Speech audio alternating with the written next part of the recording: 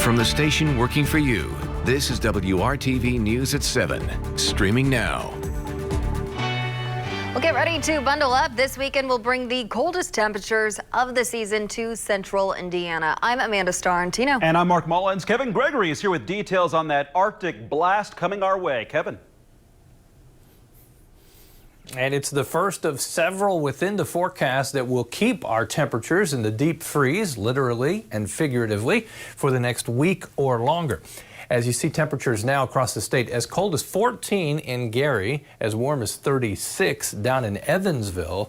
The nose of the cold air is into northern Illinois now. The deeper the snow cover, the colder the temperatures. 12 in Chicago, 7 above in Minneapolis, also in the single digits in North Dakota.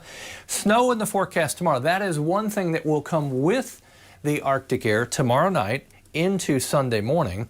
Pick up the timeline. This is tomorrow evening at 6 o'clock. Notice temperatures lower 20s, Lafayette, also toward Logansport and Kokomo. That will be a dry, powdery snow. Temperatures in the lower 20s with snow overspreading all of central Indiana at 11 o'clock tomorrow night. And then by Sunday morning, that will push off to the south and east, and there'll be single-digit temperatures in place when it's all said and done. Here are some snowfall potential numbers. Generally 1 to 3 inches around all of central Indiana. A couple different models here you can see pointing at about 2.5 inches for Indianapolis. But unlike last weekend where it was a wet, heavy snow, this will be a little more on the fluffy side, lighter to shovel if you need to do that. We'll be back and talk about the long-term pattern coming up.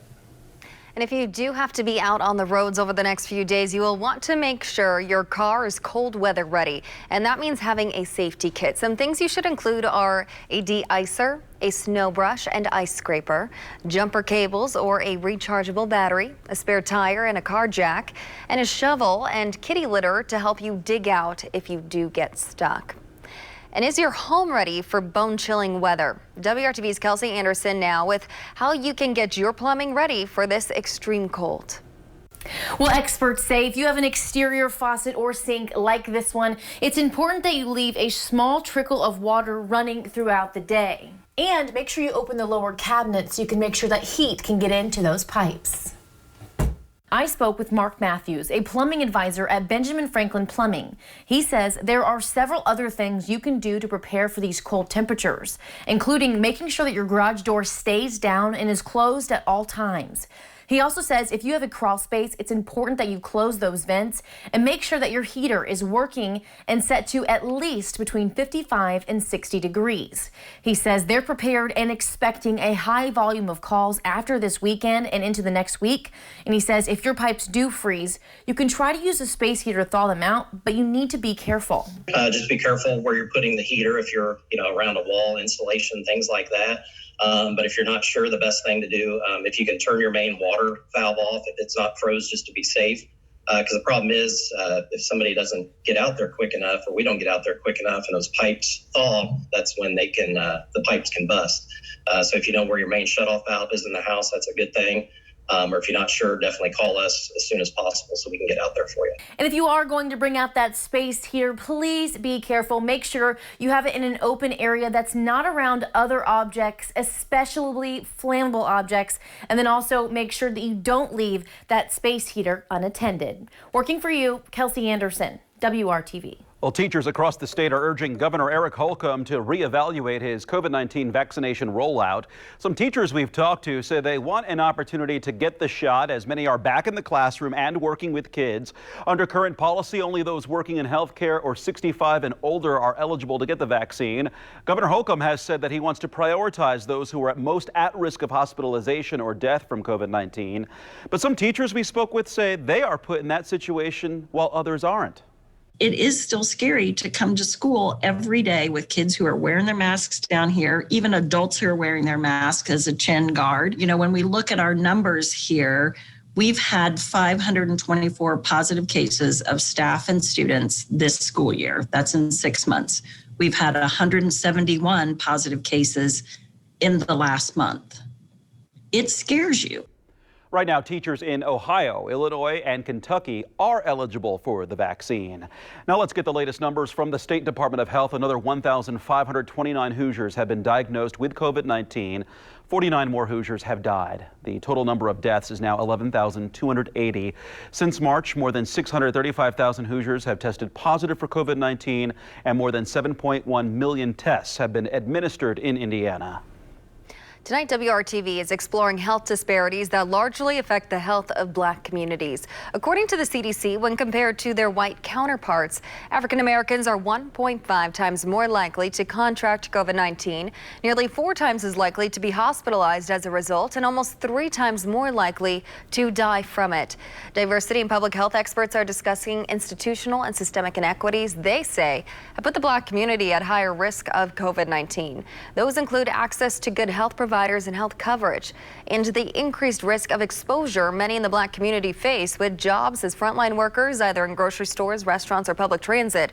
On top of this, there are also many underlying chronic conditions in the African American community, like asthma, hypertension, high cholesterol, and diabetes that exacerbate the virus itself. A lot of African Americans are in communities that lack green space, are not walkable communities, don't have the proper lighting, don't have parks and recreation. And we all know that they're also in food deserts. So I challenge our professionals to educate policymakers and key stakeholders in those communities, maybe pastors and others, principals and all, to start to address the reasons why people are physically inactive in these areas.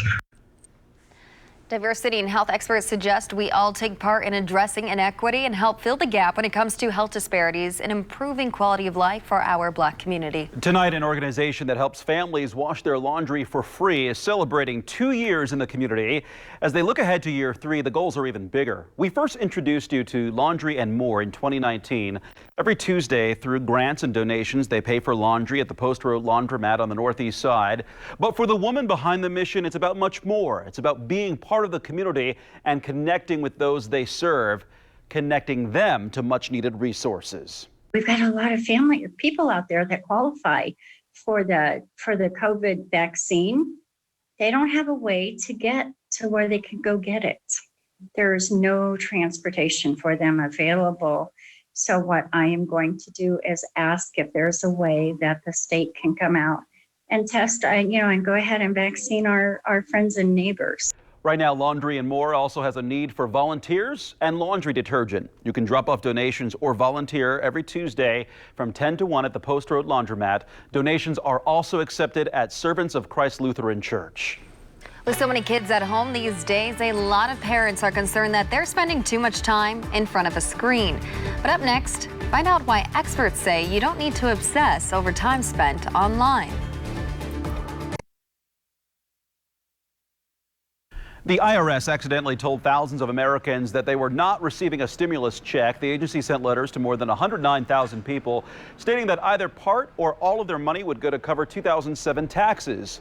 They now say that letter was a mistake.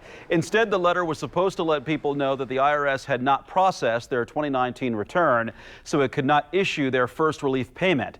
Those in this situation can still receive their stimulus, but they will have to claim the recovery rebate credit on their 2020 tax return and wait for a refund.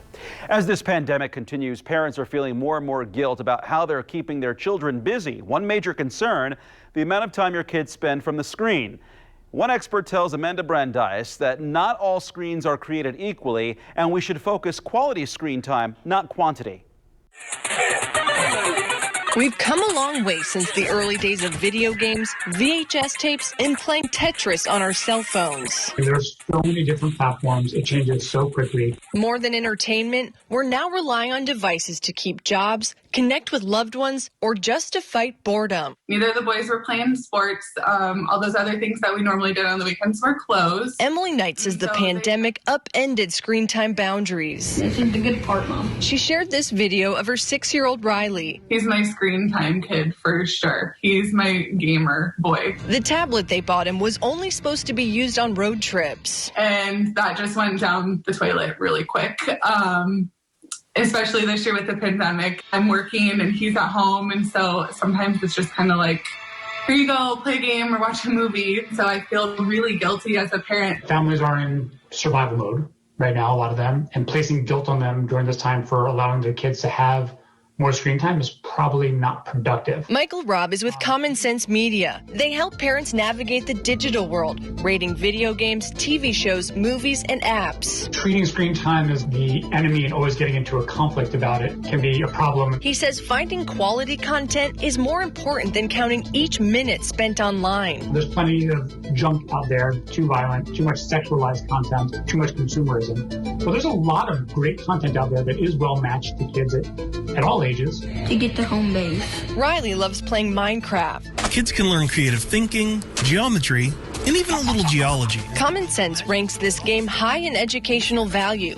Kids can experiment and learn to think creatively. You can present them with 10 things that I think you might like. Does one of these stand out to you? Rob says parents can use media to connect with kids. Relationships are really, really important for kids' learning and development. Play along with them or ask about their favorite game at dinner. Aim for a balance throughout the week. Get a good night's sleep and get exercise or play outside. To do all the things that we know are good for child development, then you don't need to worry as much about exactly how much time they're spending on a device. Good skills to have, he says, even after the pandemic. We want screen time to be a source of bonding and positive experience and not always a source of guilt. I'm Amanda Brandeis reporting. You'll recognize the theme in the 7-day forecast almost immediately. I'll take you beyond the 7-day forecast as well.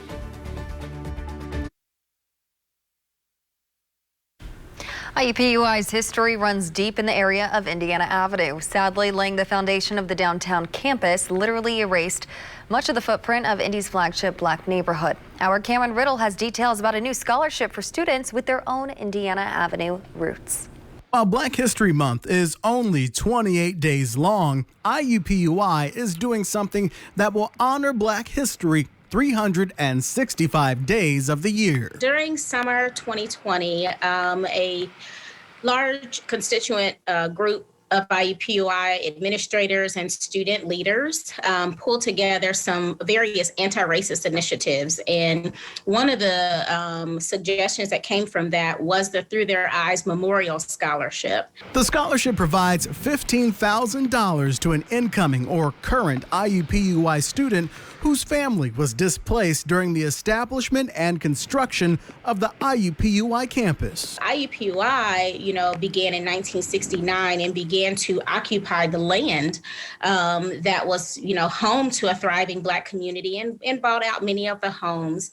And we know, obviously, long before that, we have, Native communities who have also occupied that land. The communities of Ransom Place and Indiana Avenue were the headquarters for Black culture, Black existence in Indiana, and home to nationally known Hoosiers, including Madam C.J. Walker. This scholarship is a way to honor those individuals and their ancestors and their descendants. The Through Their Eyes Scholarship is part of an inclusion plan first initiated in 2006 by IUPUI's Black Student Union.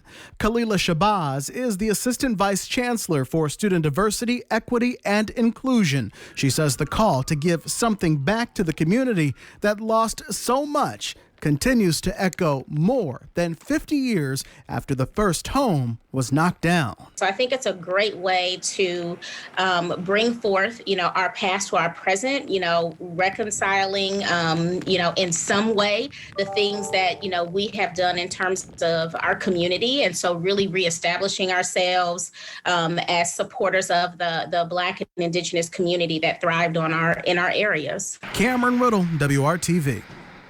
The Through Their Eyes Scholarship is accepting applications now from Black and Indigenous people who have ties to the land around Indiana Avenue. You have to submit an essay detailing your family's connection to the area. Kevin. It's a dry Friday night, Amanda, but I think this time tomorrow night, especially over the western portion of the state, light snow will be moving into the state. That's part of the transition to single-digit low temperatures by Sunday morning. Some spots will be there tomorrow morning, north of Indianapolis. 240 hours at least, it looks like, where temperatures will remain 32 degrees or colder. We'll be close to the freezing mark a couple of times during that, but it looks like we get these reinforcing shots over the next week that will keep temperatures quite cold for this time of the year. 10 to 14 days out, temperatures still show much below average tendency. We're unlikely during this stretch to be setting or breaking records, but it will be cold. 1 to 3 inches of snow tomorrow night into Sunday morning, and again starting probably after 6 o'clock in the western portion of the state and ending shortly after midnight as it departs to the south and east. A dry, fluffy snowfall on the way. Remember, I mentioned beyond the 7-day forecast. If you look 13th through the 19th of February, not just Indiana, but the target for the below average temperatures for cold conditions from Dallas all the way up to Detroit and from Minneapolis down to south of Atlanta. This will impact the deep south as well, and for a decent period of time. Temperatures right now range from 18 in Peru to 36 in Bedford. Temperatures overnight tonight, especially over the northern third of the state, will be the coldest. Will drop steadily until the morning hours, 14 degrees. We should have some sunshine for the first half of Saturday. Then the clouds will increase as we go through the afternoon. Temperatures move from the teens into the mid to upper 20s in many locations. Clouds will increase through the afternoon, and that leads to our chance for snow. 5 to 7, snow arrives in the western portion of the state. 7 to 9, overspreads much of central Indiana. 9 to 11, drifting off to the south and east, and at times might have some moderate snowfall, limiting visibility under a mile by the morning hours on the Sunday. That's pushing off to the east.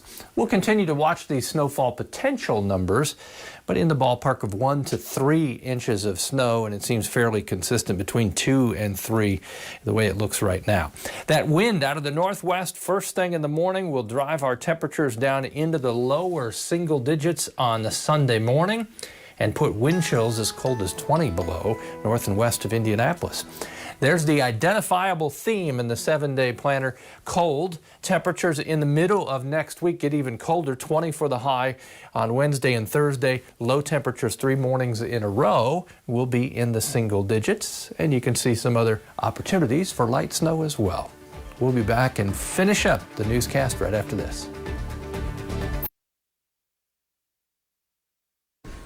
Today is National Wear Red Day. The day brings awareness to cardiovascular disease, which is the #1 killer of women.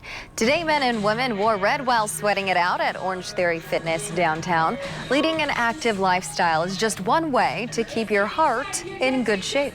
Daily movement, step 1, right? Daily movement, incorporating movement at least 2 to 3 times a week has been shown to improve your heart health and decrease your risk of heart disease. Get active. We love seeing it. Of course, we're Orange Theory, but we totally lit it up red in the studio, really promoting our awareness of heart health.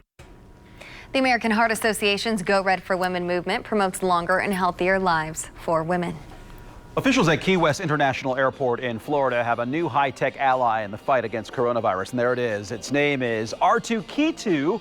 An obvious play on the famous Star Wars robot. R2-K2 works by beaming out high-intensity ultraviolet UVC wavelength light. The light is meant to remove 99.9% of harmful airborne and surface pathogens, and that includes the coronavirus. The nearly 6-foot-tall robot moves around the terminal and other interior spaces at night after the airport closes to the public.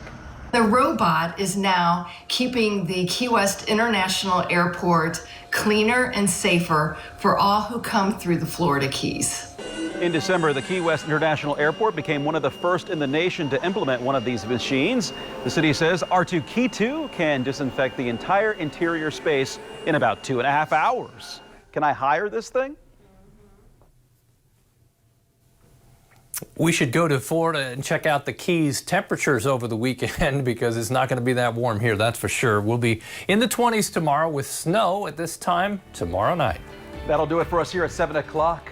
We'll see you tonight at 11.